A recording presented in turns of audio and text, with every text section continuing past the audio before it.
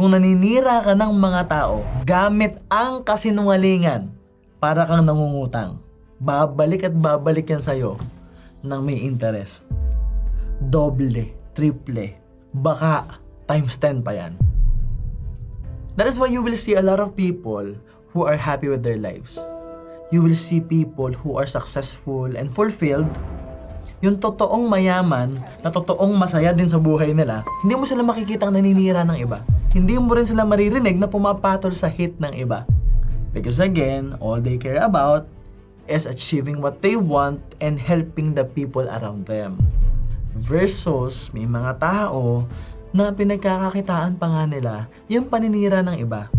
Nagbe-benefit sila either yung ego nila, or lalo silang sumisikat, o nagkakaroon sila ng clients, gamit ang kasinungalingan, especially destroying someone's lives using lies. If you are this person, tigilan mo na. Kasi tandaan mo, kahit anong subok mong sirain ang buhay ng iba gamit ang kasinungalingan, God will help them. A lot of people will still help them. Lalabas at lalabas ang katotohanan.